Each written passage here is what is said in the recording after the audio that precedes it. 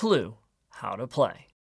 The object of the game is to be the first player to figure out who committed the crime, with what weapon, and in what location.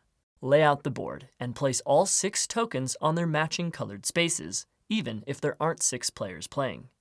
Place all the weapons in separate random rooms. Shuffle the red cornered clue cards and place them face down on the table. Separate the character, weapon, and room cards and shuffle each deck separately, pulling out one random card from each and placing it inside the envelope without anyone seeing. Place the envelope in the middle of the board.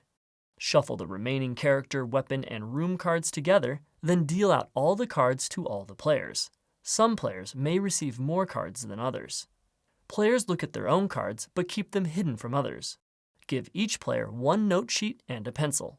Players are allowed and encouraged to mark off corresponding characters, weapons, and rooms for the cards they have and cards that are revealed to them, as well as any other notes they want as the game progresses.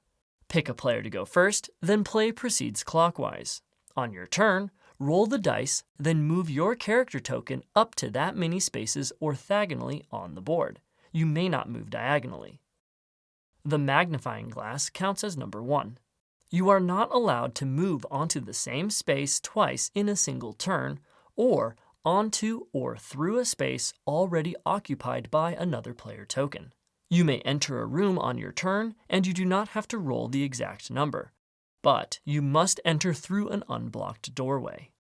Multiple player tokens can share a room. If you start a turn already in a room, then you may choose to not move, or if that room has a secret passage, you can travel to the opposite corner of the board instead of rolling. When leaving a room, you may exit through any of its doors, not just the one you entered in. If you roll a magnifying glass icon, then draw one red-cornered clue card. Read it aloud and do what it says, then return it to the bottom of the deck. If you roll 2 icons, then you only draw 1 card.